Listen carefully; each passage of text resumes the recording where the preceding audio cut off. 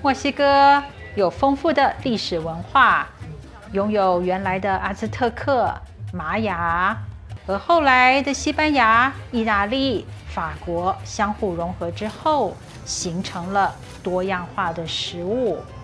今天这集我就挑选了墨西哥市几样食物来介绍，在说明处附上店家的网址，如果大家有兴趣，也在附近旅行，就可以顺道拜访一下。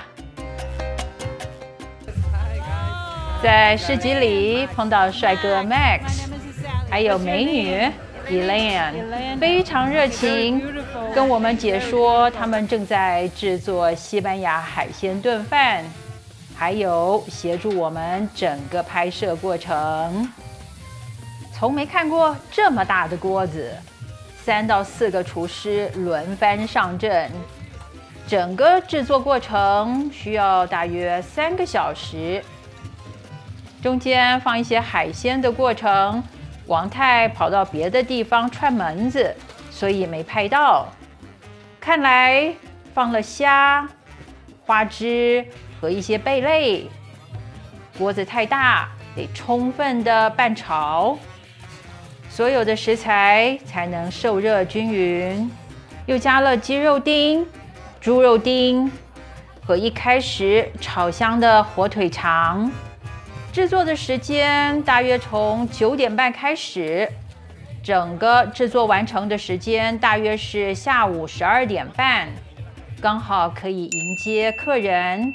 墨西哥人吃午饭的时间是下午1点开始，所以很多餐厅都是1点以后才开门。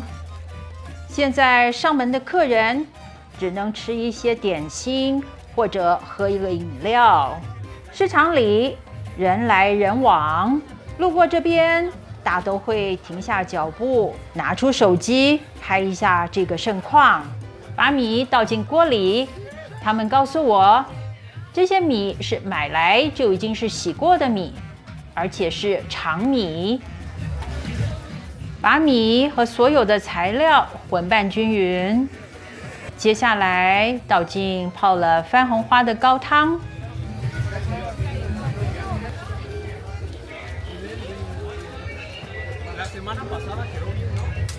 确定所有的米都拌均匀以后，再放下一个食材，一只一只的小龙虾沿着锅边向中心排好。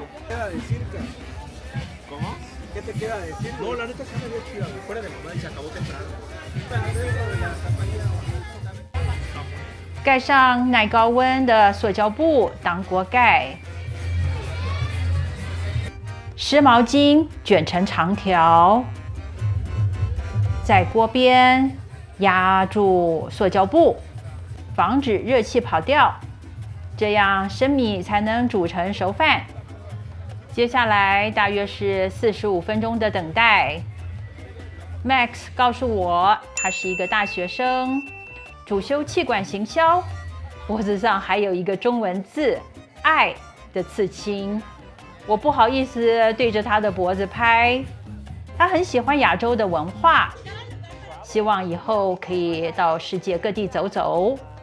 他告诉我，这个市集有很多观光客，不是每个人都会西班牙语，所以会说英语，让他更容易服务较多的客人。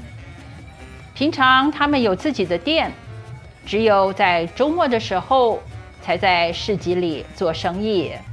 好几个厨师围着大锅子，丝毫不敢马虎，紧盯着锅子里的蒸汽冒出来的变化。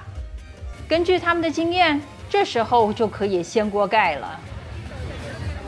真的好香好香啊！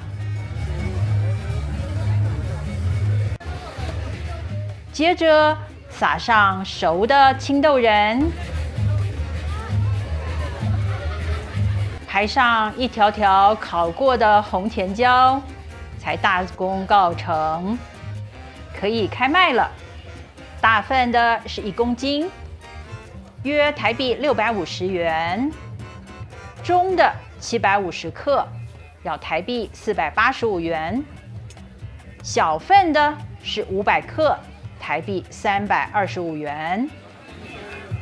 这一份是1公斤的，称一称以后重量不足，主厨很豪气的用大虾给补上了，再用保鲜膜包起来给客人带走。这一大锅有120公斤。我们也点了一份海鲜炖饭，知名的火腿咸菜，还有不含酒精的麦茶，味道很特别，跟在台湾的麦茶完全不一样，真的很好吃。难怪他们的店在这附近很有名，市集里的生意也好得不得了。接下来，意大利的代表一定就是披萨和意大利面咯。像这样的意大利馆子到处可见。我们1点半到，才刚开店，没有很多人，常常会给一篮面包蘸着油醋吃。师傅在切客人的面包，一有空档就现做客人点的披萨。这是我们点的意大利香肠，放上番茄糊，堆上满满的起司，再排上香肠片，就可以进烤炉了。这里的比萨饼中间较薄，不像芝加哥或台湾的厚披萨，比较像意大利或纽约的版本。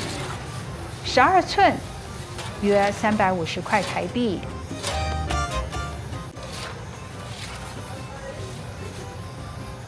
刚出炉的披萨，不管是厚皮薄片，都是好吃的不得了。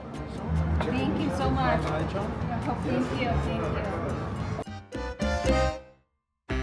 这家专卖墨西哥传统菜已经开了100多年了。服务生的穿着、地板和墙上的照片都看得出来。每天早上10点开到下午5点，常常要排队。这是星期三下午2点，不少在附近上班的人会来吃午餐。很有历史感的压面机，现压现煎，热腾腾的放在玉米饼盒中，送到客人桌上。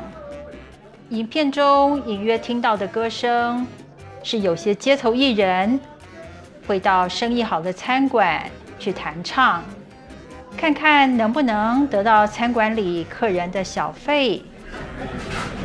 这是我们点的餐，不到650块，小费另付10%到15%，让我们2个人饱到天灵盖，价钱很超值，餐点也很好吃。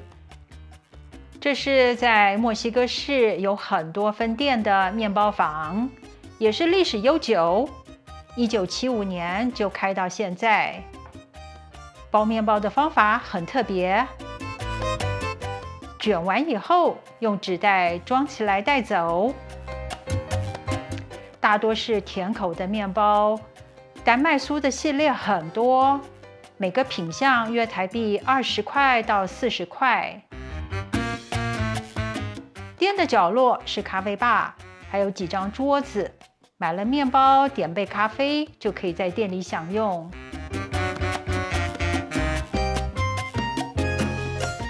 这一区的蛋糕每个约台币600到700元，小的约100块。口味上我还是觉得偏甜，还有油一点。最后给大家看看我在这家1972年开的面包店带回美国家里的面包和切片蛋糕。